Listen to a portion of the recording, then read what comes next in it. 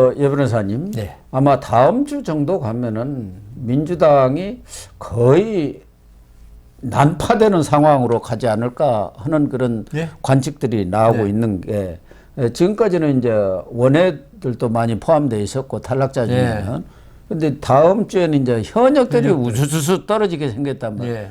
다음 주를 넘길 수가 없어요. 예. 다음 주를 공천을 끝내야 해요. 끝내야 되니까. 지금 29일인가에 최고위원회 의결을 거치하니까 그렇게 되면은 다음 주쯤에는 뭐 파열음 정도가 아니라 경우에 따라서는 와장창 깨지는 소리가 분당의 가능성까지도 지금 거론이 되고 있는데 이재명 대표는 앞서도 이 얘기를 했지만 그런 정도 소리라는 것은 황골탈퇴하는 과정에서의 진통에 불과하다. 네. 혁신을 하다 보면은 고통이 따릅니다. 그러니까 나는 내 방식대로 마이웨이를 네. 하겠습니다. 이 이야기를 지금 하고 그러니까, 있고 예. 노웅래의 단식에 대해서도 이런다고 안 바뀝니다. 어쩔 수 없습니다. 불가피한 점을 이해해 주세요. 지금 이러고 있단 말이에요. 그러니까 그 이재명 대표가 참 어디 한자를 참 많이 하는 것 같아요. 황골탈퇴니 이런 건 좋은 뜻을 말하는 거예요. 예. 옛날에 그 낡은 그 구태를 벗고 새롭게 태어나겠다. 그다음 개혁도 마찬가지일 거고 그런 거 있잖아요. 읍참마속 예. 그런 거 있잖아요. 그 참 이런 좋은 뜻의 황골탈퇴인데 지금 그 결과가 나온 걸 보면은 뭐 탈퇴까지는 맞아요. 근데 황골은 전혀 안 되고 예. 흉내만 내고 결국은 자기 사람 심기 위한 어떤 그 모양 그 바꾸기에 불과한 거지.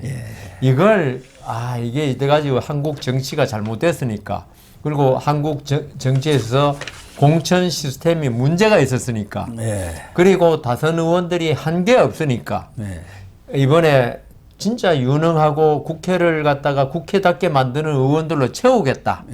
이런 생각으로 한 걸 황골탈퇴라 그러는데 지금 기준은 친명이라 그랬나요? 친명, 그다음 찐찐명, 그다음 신명으로 이 정당을 완전히 바꾸겠다.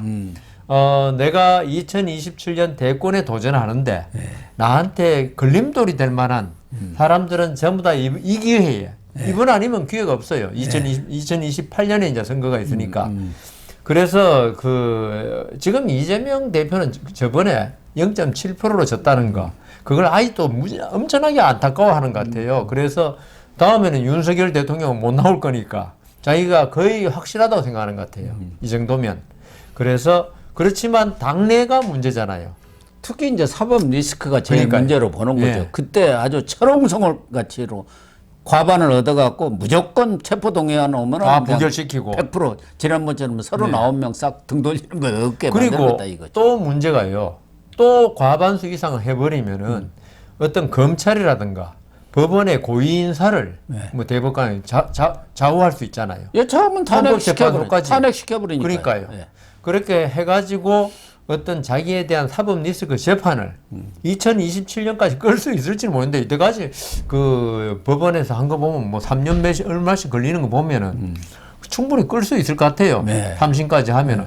그러면은 계속 검찰의 정치 탄압, 사법부의 정치 탄압을 내세우면서 2027년까지는 버티겠다는 거죠. 그렇죠. 그 버티는데 결국은 지금 이게 소수당이 돼버리면은 이게 헌법재판소, 대법원 이걸 갖다가 자기 편으로 못 바꾸면은 자기 정치 생명이 거의 끝난다고 보는 거죠. 그렇죠. 예.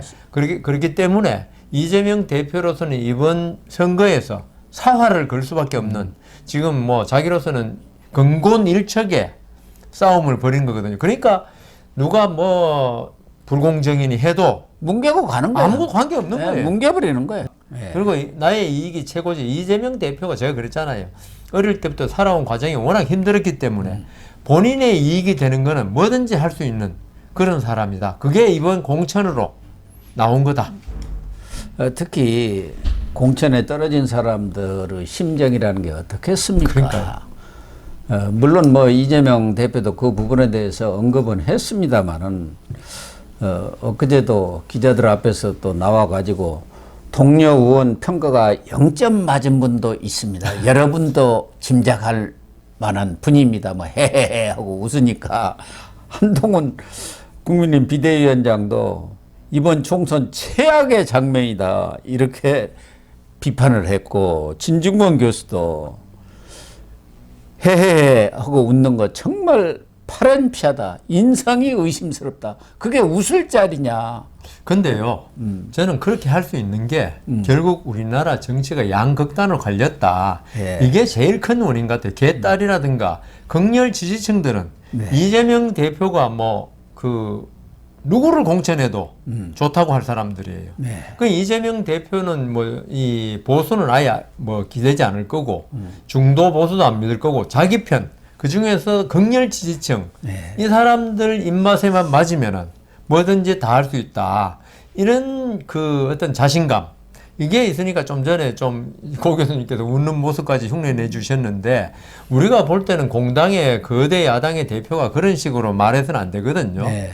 그 안타까움을 표시하고 오히려 반성하는 듯한 모습을 보이면서 이번에 공천에서 이랬지만 참 당의 환골탈태라 또 나오는데 위에서는 진짜 읍참 마속의 심정이었다. 네. 정말 훌륭한 분들이지만 좀 더 우리가 앞으로 나아가기 위해서 이런 공천을 할 수밖에 없었다. 물론 거짓말이죠. 네. 이지만 그런 식으로 기자회견을 해야지. 지난주에 김성태 전 의원 이야기도 하고 했지만은 사실 거기도 양천에서 3선인가 했지 않습니까? 예, 그렇죠. 그 정도 거물이죠, 정치계에서는. 원내대표까지 하고 그 저기 워낙 야세가 강한 그러니까요. 데서 삼선을. 그러니까 그 정도를 떨어뜨릴 때 상당히 문제가 많을 걸로 생각했는데, 한동훈 위원장이 아주 잘 얘기를 했죠. 훌륭한까지는 아니지만은 그렇게 충분히 얘기했죠. 자기 몸을 던져서 예. 민주주의 후퇴를 막았다. 드루킹 특검 예. 관철한 거 아닙니까? 그런 단식해 식으로 갖고. 이렇게 명예를 살려주니까 이게 잡음이 없어지고, 오히려 그래서 고맙다고 그랬잖아요. 네, 그러니까요. 한동훈 위원장한테. 그런 식으로 그래서 저는 한동훈 위원장과 이재명 대표의 어떤 공직 생활을 오래 하면서 어떤 사람도 많이 다루어 보고 한 사람과, 이재명 대표는 사실 벼락 출세한 겁니다. 예. 그냥 변호사 어떻게 해가지고, 그 다음 시민운동 비상해가지고 성남시장 되고, 그 다음 아주 그냥 독설적인 네. 독설을 많이 퍼부으면서 야당 극렬 지지자의 지지를 얻어가지고 경기지사까지 되놓으니까 어떤 공직 경험이 거의 선출직밖에 없어요. 선출직밖에. 그렇죠. 선출직들은 있죠. 어떤 정도보다는 내가 표를 얻을 수 있는 정책 말을 할 수밖에 없거든요. 그래서 이게 한동훈 위원장하고 이재명 대표의 차이점이 이번 공천에서 극렬하게 지금 대비되고 있다. 그렇습니다. 앞서도 여 변호사님도 얘기했지만 이번에 공천에서 확실히 자기 사람으로 다 갈아야겠다는 거 하나하고, 또 하나는 2027년 대선 가도에 걸리적거릴 수 있는 사람들은 확실히 제거를 해버린다. 그중에 이제 제일 1번 타자가 임종석이 아닙니다. 임종석에 대해서는 문재인 전 대통령도 양산에 갈 때마다 알았지. 예. 명문정당이야 이렇게 하면서 임종석을 부탁을 했는데 지금 컷오프 시켜버리겠다는 예. 거 아닙니까? 그렇죠. 그래서 임종석한테 컷오프 될래? 아니면 송파 갑을 갈래? 하는데 임종석은 송파 갑 하는 것은 더 자기를 죽이는 것이다. 거기 가서 될 리가 없지 않습니까? 그렇죠. 그거는 여당 텃밭인데. 그러니까요. 그런데 지금 안규백 전략공관위원장은 그 지역은 유니스크 원하고 맞상대가 될 만한 전사를 보내야 한다. 여전사를 보내야 네, 한다. 맞습니다. 그렇게 얘기를 했다는 것은 이제 컷오프 하겠다는 사실상 거죠. 하겠다는 건데 네. 다음 주쯤 이제 일괄로 해갖고 딱 처리해버리겠다 나오면, 이 이야기 아닙니까? 참 독한 사람들이에요. 정치라는 게 비정해요. 맞습니다. 이수진 의원도 사실 동작을 해서 컷오프 시킨 거는 결국은 추미애, 사실 추미애 전 장관이 얼마나 열심히 이재명을 그렇게 역성드는지 제일 처음에 저는 좀 의아했습니다. 의아했는데 결국은 거기에 추미애를 공천시킨다는 이야기가 거의 지금 정설처럼 들리거든요. 그러면 이수진 의원 사실 조금 의정 활동에 문제는 좀 있었죠. 뭐 여러 가지 에피소드를 많이 양산한 분인데 뭐 술 먹고 뭐 치권이라 그랬습니까? 치권, 주모 뭐 예. 이런 이야기를 들었죠. 그 정도로 어떤 그 존재감이 조금 없는 게 아니라 나쁜 쪽에 존재감이 있었죠. 예. 충분히 그 공천에서 배제될 수 있는 그거는 있었죠. 있긴 예. 있지만은 이수진 의원이 있죠. 자기가 내가 의정 활동을 잘못해서 이렇게 공천이 안 됐다 이런 생각 절대로 안 해요 이번에는. 예. 어떤 여론조사라든가 잘못된 여론조사에서 자기가 지금 그 탈락됐다고 생각하니까 백현동 문제까지 거론하면서 이재명 대표를 공격하고 있는 거거든요. 그러니까 어떤 그 사람을 내보낼 때도 그 사람이 납득하게 해놓고 내보내면 아까 좀 전에 이 김성태 전 의원 이야기했지만 이게 좀 잡음이 최소한으로 되는데 아니 아무리 그 의정 활동 잘못했더라도 이런 식으로 그 잘못된 여론조사라든가 쫓아내는 시기 되면은 자기 측 사람을 꼽겠다는 그런 의도가 보이는 공천을 해버리면은 승부가 아무도 못하죠. 추미애, 전현희 뭐 이런 사람들만 가지고 자꾸 여론조사하니까 현역 의원 입장에서는 아니 여기 전략 공천적도 선정된 적도 없고 여론조사도 지금 엇비슷한데 무슨 소리냐 이렇게 당연히 억울한다고 할 수밖에 뭐 없죠. 실질적으로 전략 공천한 거죠. 예. 그 현역 의원을 빼고 한다는 거는 전략 공천 아닙니까 그게? 이제 내주 초가 예. 공천의 중대 분수령이 될 것 같은데 또 하나 지금 이재명이가 욕을 먹고 있는 것 중에 하나가 이재명, 정진상, 김용 이렇게 변호하던 사람들을 변호사 우리 여 변호사님도 변호사입니다만 정치에 관심이 없잖아요. 예. 거기에 6명이 지금 다 도전을 하고 있습니다. 예. 그 변호사들이. 예. 사실은 당 법률위원장 하고 있는 사람까지 양부남 변호사라고 부산 고검장 출신입니다. 네. 이 사람까지 하면 7명이에요. 7명이 총선에 지금 나가고 있는 그런 상황이란 말이에요. 그러다 보니까 뭐 국민의힘 쪽에서는 변호사비 대납 공천 아니냐, 변호사비 대신에 그 공천 주는 거 아니냐 이렇게 지금 얘기하고 있는 거 아닙니까? 변호사비 대납 문제는 이재명 대표가 옛날에도 변호사비 대납 문제가 심각했었는데요. 예. 결국 지금 아직 공천이 확정된 건 아닌데. 그렇죠. 지금 6명이 예. 박균택. 예. 이분은 광주고검장 출신인데 광산갑에 이용빈 의원하고 경선이고 예. 조상호 변호사, 이 대장동 예, 변호사죠. 금천구에서 최기상 의원하고 경선입니다. 이민태 예. 남양주갑인데 거기 조홍천 의원이 있던 지역이고 최민희 전 의원이 지금 도전하고 있죠. 경선인데 네. 김용 변호사입니까? 김기표 변호사. 부천 을인데 여 김용 변호사거든요. 여기는 서른 의원 지역입니다. 서른 여기도 컷오프거든요. 10%. 네. 그다음에 이건태 변호사 부천 병 김상희 의원 국회 부의장 하신 예. 분이에요. 여기에 지금 정진상 그 변호인인데 여기에 지금 도전하고 있고 김동희 변호사라고 김동아 아닌가요? 예. 김동아. 예. 김동아 변호사 평택가 여기도 정진상 변호인인데 거기는 이제 홍기현 의원이 있는데 이 사람은 지금 말이 없어요. 컷오프인지 뭔지. 어쨌든 이렇게 6명에다가 당 법률위원장인 양분한 변호사는 양양자 의원의 지역구였던 광주 서구 네. 의뢰 지금 공천을 신청해놓고 사실상 결정이나 된 거나 다름없어요. 그러면 당선까지도 거의 사실상 결정된 겁니다. 그렇죠. 당선이 결정된 예. 거죠. 근데 그러다 보니까 가서 그렇게 열심히 해주는 거 아닙니까? 돈 안 받고 하는 거 아니에요? 제가 볼 때 이게 아직 뭐 경선을 하지만은 지금 감점제가 있잖아요. 예. 그 현역 의원은 감점이 30%가 감점이죠. 그다음 정치 신인은 20% 가점이에요. 가점이 붙죠. 그러니까 이런 상태에서 현역 의원하고 경선 붙여놓으면은 완전히 일방적인 승리가 아닌 한 거의 이 변호사들이 거의 공천을 받게 돼 있어요. 그럼요. 또 예. 변호사들은 이 경선을 하더라도 말도 잘하고 또 캐리어가 좋지 않습니까? 뭐 어쨌든 국민들이 믿을 수 있다고 생각하는데 사실 믿을 수 없는 법조인도 많습니다만은 그런데 이분들이 김남국이 봤잖아요. 예, 이분들이 거의 나가는 데가 거의 아주 꽃밭이에요. 광주라든가 금천이라든가 그러니까요. 나가면 거의 뭐 그리고 이때까지 더불어민주당 쪽에서 당선되어 왔던 데 아닙니까? 예, 꽃길이죠. 예, 그래가지고 그 당선 확률이 아주 높은 거죠. 만일 이분들을 뭐 영남에 공천한다든가 예. 뭐 이랬으면 또 그럴 수 있다.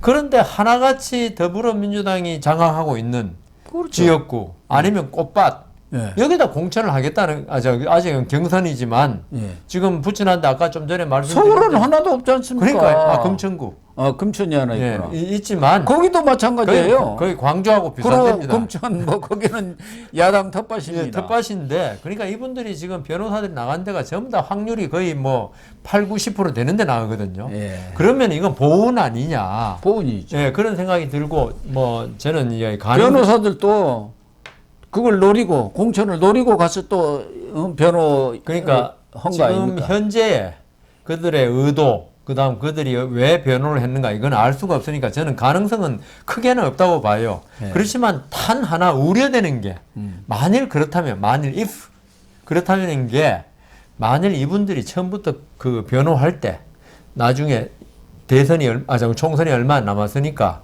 공천을 주겠다.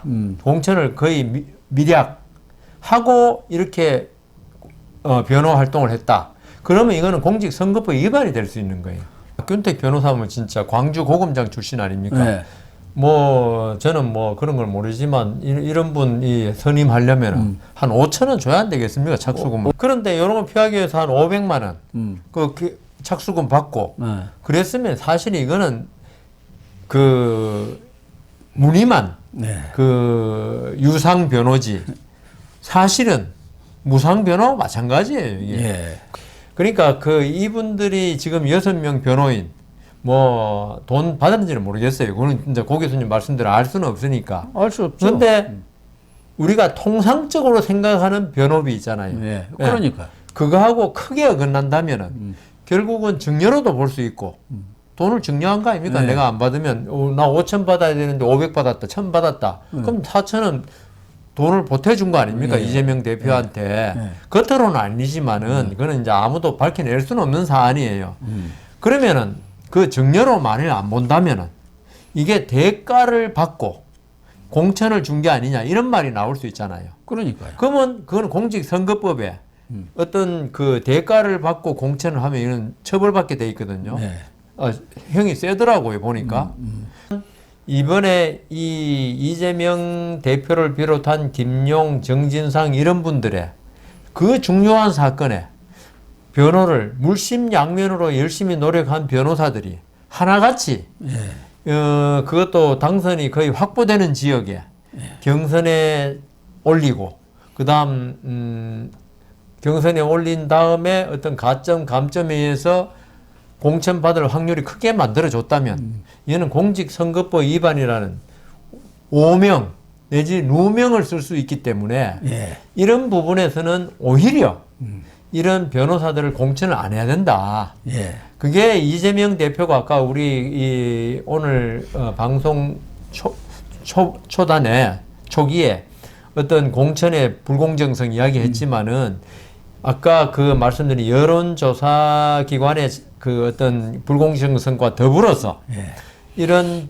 변호사들을 자기하고 전혀 관계없는 변호사 있을 수 있잖아요. 예. 미리 옛날부터 입당해가지고 열심히 뛴 변호사들 그 더불어입니다. 그런 분 공천한 건 누가 뭐라고 그럽니까? 그런 분도 이번에 몇 사람 공천을 했죠. 그러니까 인재 영입이라고 예, 해가지고. 아무 소리 안 합니다. 그런데 지금 그 6인이 6인 또는 7인이 지금 공천을 나중에 받으면은 이거는 보훈 공천 또는 공직선거법 위반 공천이라는 그 사실 아닌데 그런 소리들은 뭐 억울하겠지만 그렇게 볼 수밖에 없는 현상이 지금 벌어지고 있거든요. 그렇습니다. 예. 아무튼 사실상 이번 주말 내주 초쯤 되면은 공천이 거의 막바지로 들어간다고 예. 봐야 합니다. 그렇죠. 예.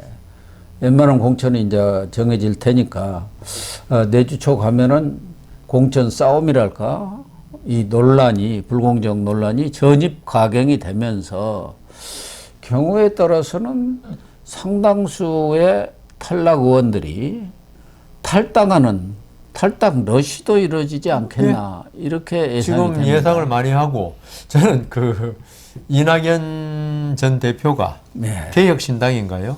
거기는 새로운 미래입니다. 아니. 이준석은 원래 개혁신당. 개혁신당 합치기로 했다가 예. 새로운 미래였는데 하기로 했다가 뭐 합의만 파기했다고 우리 입당이 아니니까. 예. 그래가지고 그 나온 데는 어떤 이 더불어민주당의 공천 후유증으로 탈당할 사람들을 뭐 이삭죽기라 그래야 되나요? 예. 뭐 하여튼 이낙연 전 대표도 그런 걸 감안하고 있을 가능성이 많았다. 아니 지금 빨리 우리 네. 당으로 오라고 그러니까 기호 선택하고 3번 할 있잖아요. 수 있거든요. 지금 이 정도 상태면 상당히 많은 6명이면 그 여러 가지 이제 그 보조금도 받을 수 있고 그런 게 많은데 지금 상태라면 6명이 아니라 16명이 될지 뭐 확실히 모르겠습니다만은 이런 상태가 되는 걸 이낙연 전 대표는 속으로 지금 기다리고 있다. 그렇죠. 다음 주가 하여튼 아주 궁금한 활극이 벌어지지 않겠는가 예, 그런 그렇습니다. 생각입니다. 그렇게 보는 게 틀림없는 것 같습니다.